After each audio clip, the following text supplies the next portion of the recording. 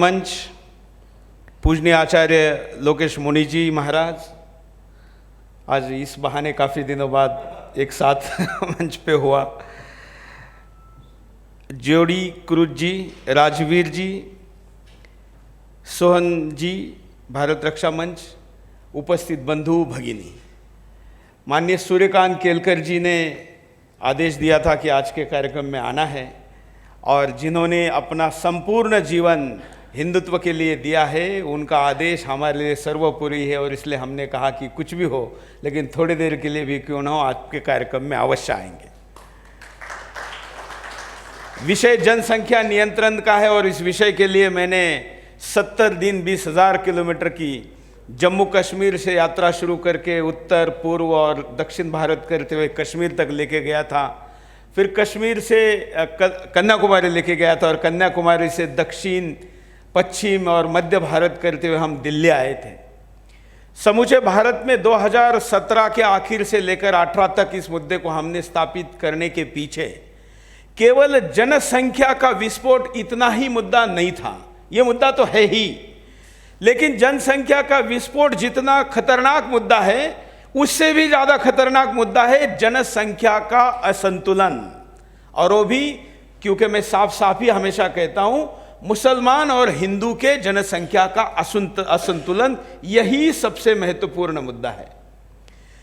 और स्वाभाविकता मुसलमान दुनिया में जहाँ पर भी संख्या में बड़े हैं, और वो भी 51% होने की ज़रूरत नहीं, 25-30% भी हो जाते हैं तो उस देश का, उस समाज का कोई ना कोई 20-30% पागल या स्वार्थी या मूर्ख उनको कोई ना कोई मिल जाता है और उसके बाद वो वहाँ पर राजनीतिक दृष्टिकोण से हावी हो जाते हैं। ये इतिहास है, हमारे यहाँ पर भी कई राज्यों में ऐसा हो ही रहा है। लेकिन राजनीतिक दृष्टिकोण से इसको थोड़ा सा दूर भी रखें, हमेशा के लिए नहीं, क्योंकि वो भी बहुत महत्वपूर्ण मुद्दा है। लेकिन जनसंख्या का असंतुलन जिस क्षेत्र में मुसलमानों की संख्या ज़्यादा हुई है उस क्षेत्र का सांस्कृतिक परिवर्तन भी करता है। मतलब जनसंख्या की परिवर्तन केवल जनसंख्या तक सीमित नहीं है।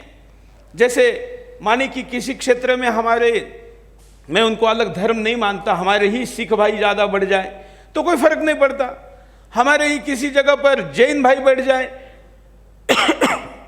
तो कोई फर्क नहीं पड़ता, हमारे ही बौद्ध भाई कहीं पर बढ़ जाए तो कोई फर्क नहीं पड़ता।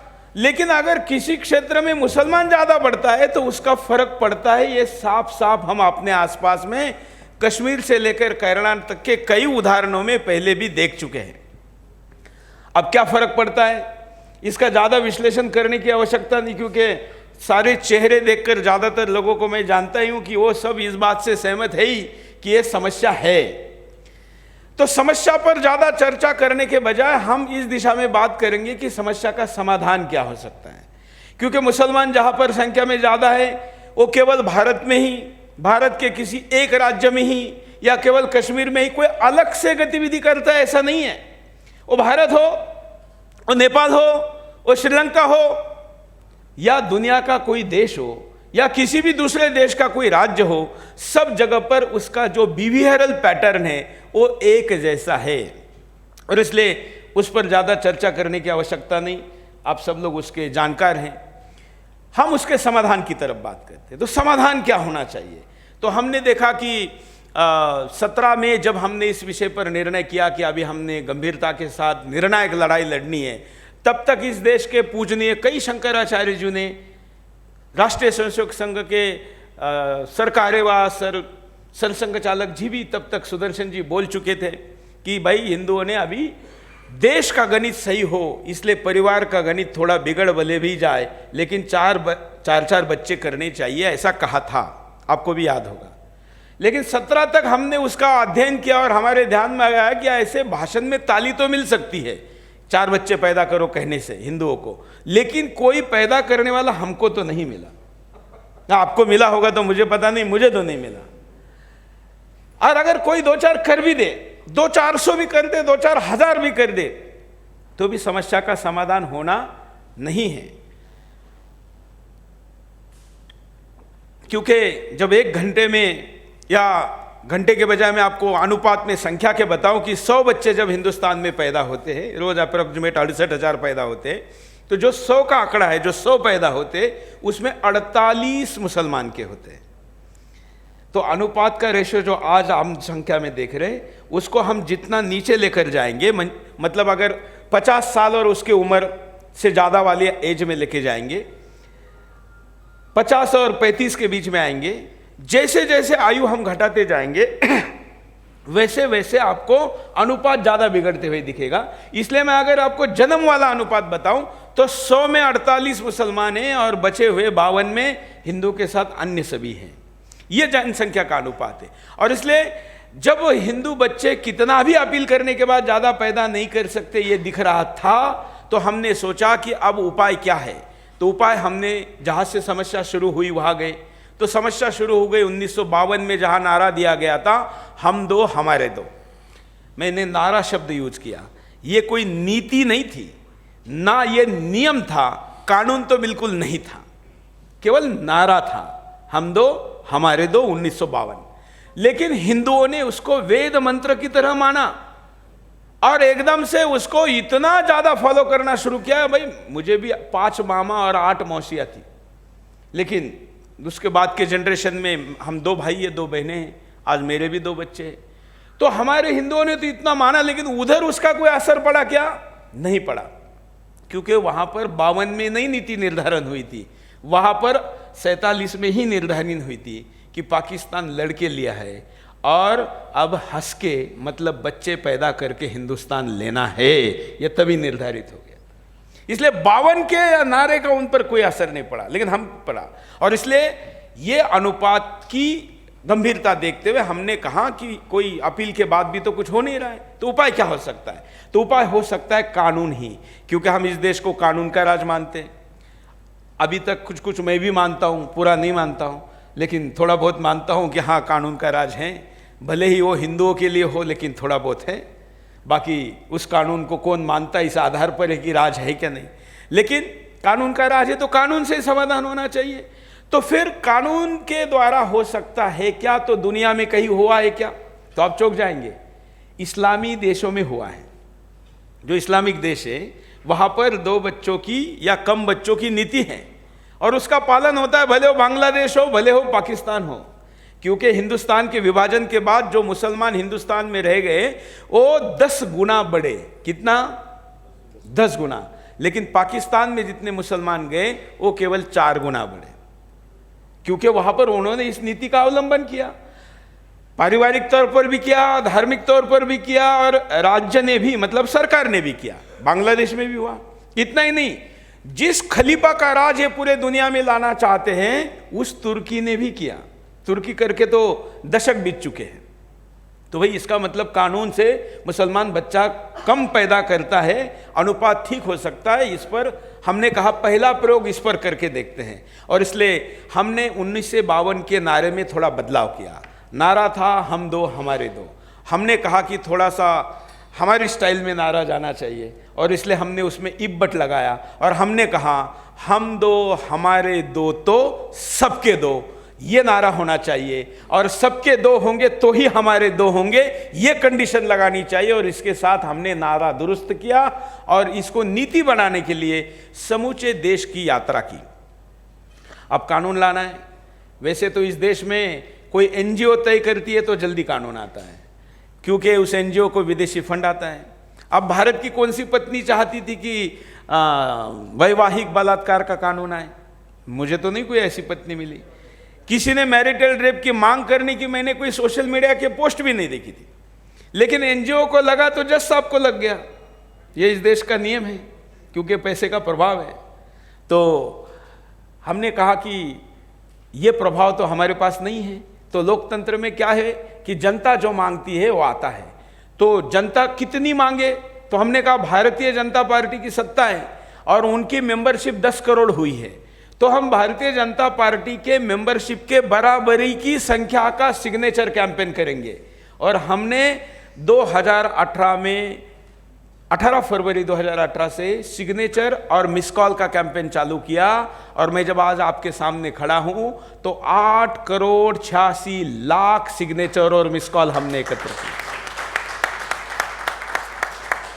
इस कानून की मांग के लिए कि हम दो हमारे दो। तो आप जरा बोलिए, हम दो हमारे दो तो सबके दो। ये सबके दो के लिए हमने इतना किया, लेकिन अभी तक कानून आया है क्या? नहीं।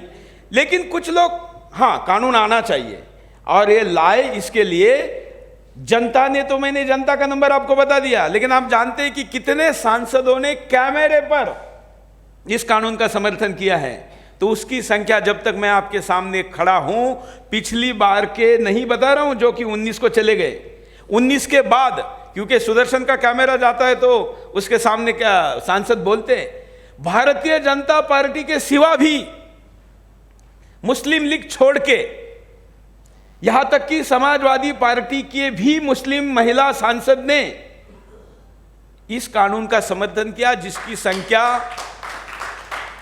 संख्या 338 है। कितनी? 338। और कानून लाने के लिए कितने चाहिए? इससे कम चाहिए। तो सांसद 338 है, केंद्र के 23 मंत्रियों ने समर्थन किया, जिसमें से 6 तो हमारे मंच पे आकर गए इस कानून का समर्थन करने के लिए, जो यात्रा निकाली थी उसमें। मतलब 338 सांसद, 6 मंत्री मंच पर, 18, वैसे देखा जाए कुछ मंत्री बदल गए थे, वो अगर मैं पकड़ लूं तो 26 मंत्री, और 8 करोड़, करीब 8.9 करोड़ के आसपास का सिग्नेचर। इतना होने के बाद कानून आना चाहिए कि नहीं? बिल्कुल आना चाहिए कि नहीं? लेकिन अभी भी नहीं आया है। क्यों? क्योंकि कानून लाने से मुसलमानों पे असर पड़ेगा, ऐसा लोग मानते हैं। और जब मुसलमानों पे किसी चीज का असर पड़ना होता है तो फिर इस देश में उससे बड़ी चिंता का कोई काम नहीं होता है ना? क्योंकि मामला संवेदनशील हो जाता है। हम यात्रा लेकर जाए थे तो पूरे देश में, वैसे तो हमारे पास राष्ट्रीय अनुमति थी, लेकिन पुलिस वाले आकर हमारे संयोजकों को कहते थे, सुरेश जी फलानी जगह से यात्रा मत लेके जाइए। क्यों? क्योंकि वो संवेदनशील क्षेत्र है। भाई एक बार हुआ, 2 बार हुआ, रोज होने लगा। फिर हमने पुलिस वालों को पूछना शुरू किया कि वहाँ कौन ज़्यादा रहता है। तो इस देश में संवेदनशील क्षेत्र केवल वही है जहाँ मुसलमान ज़्यादा रहता है। हमने कहा कि आज कुछ जगह मुसलमान ज़्यादा रहता है, इसलिए वो संवेदनशील क्षेत्र है। कल पूरे हिंदुस्तान में मुसलमान ज़्यादा हो जाएगा तो पूरा हिंदुस्तान संवेदनशील क्षेत्र हो जाएगा। ये होने देना है क्या? नहीं। इसलिए कानून पर हम बात कर रहे थे कि कानून आना चाहिए। तो इतनी सारी बातें होने के बावजूद भी कानून नहीं आया। कब आएगा? अभी ऐसी कोई बात नहीं हुई है, क्योंकि ऐसी बात होगी सदन में रखा जाएगा, फिर उसके ऊपर जनमत लिया जाएगा, एक्सपर्ट्स की राय ली जाएगी, और उसके बाद वो कानून आने की प्रक्रिया है। तो अध्यादेश से भी सकता है, लेकिन अभी तक नहीं आया है। अब लोग कहते हैं कि भाई ऐसा कानून आएगा तो मुसलमान कानून का पालन करेंगे क्या? ये एक प्रश्न लोग पूछते हैं। मेरा मानना है, मानना के बजाय मेरा कहना है कि अगर चीन के अंदर का मुसलमान एक बच्चे का कानून का पालन करता है तो हिंदुस्तान के मुसलमान को 2 बच्चे के कानून का पालन करना होगा।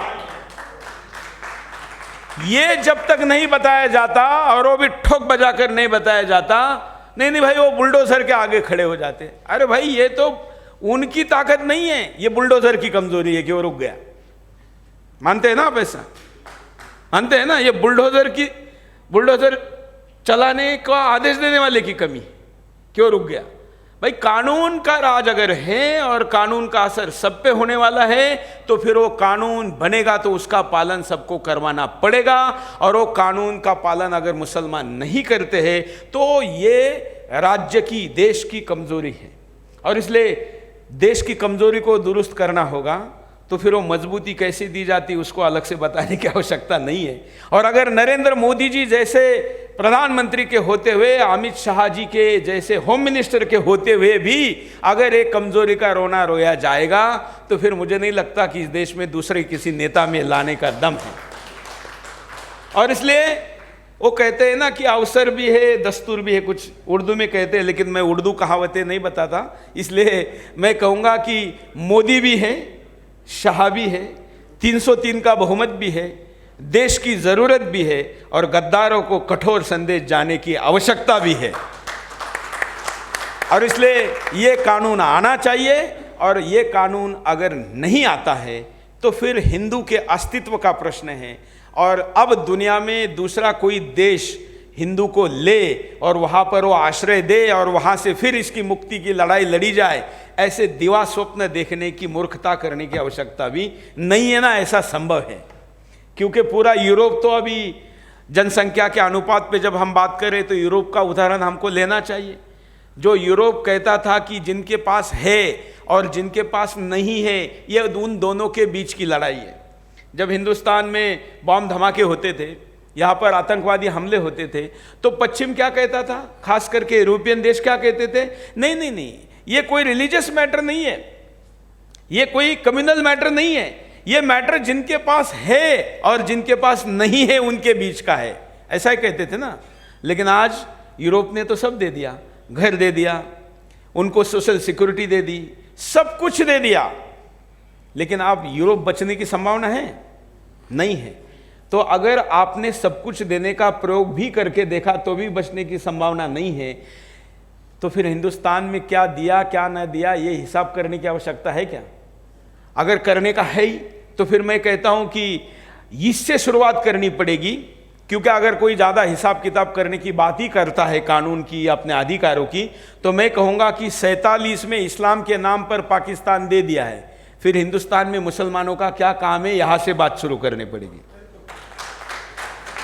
लेकिन हम वहाँ पर जाने के पहले प्यार से बात करके इस संभावनाओं पर चर्चा कर रहे हैं कि भाई मान जाओ, तुम्हारे बेटे का भी फायदा इसी में है, तुम्हारी बेटी का भी फायदा इसी में है कि कम संख्या में रहेगा तो वो ज़्यादा आसानी से अपना घर चला पाएगा, शिक्षा ले पाएगा, सुसंस्कृत हो पाएगा, तुम्हारे परिवार का भी भला होगा, हिंदुस्तान का भी भला होगा, दुनिया का भी भला होगा। लेकिन तुम ये नहीं समझ रहे कि तुम अपने बच्चों का हित और बच्चों का परिवार का एजेंडा चलाने के बजाय तुम वहाबिज़म का एजेंडा चला रहे हो और बच्चे पैदा करके हिंदुस्तान पे कब्जा करने की बात कर रहे हो।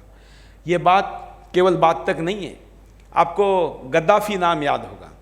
गद्दाफी के अब गूगल करके देखेंगे तो उसने कहा था कि यूरोप पर राज करने के लिए हमको तोफ, रनगाड़े, मिसाइल, फाइटर जेट कुछ लेने की जरूरत नहीं है, अगले कुछ वर्ष तक रुक जाओ, हमारी देश की महिलाओं को ऐसी ताकतवान बनाओ कि उनके कोख से निकलने वाले बच्चे ही यूरोप को कब्जा करेंगे।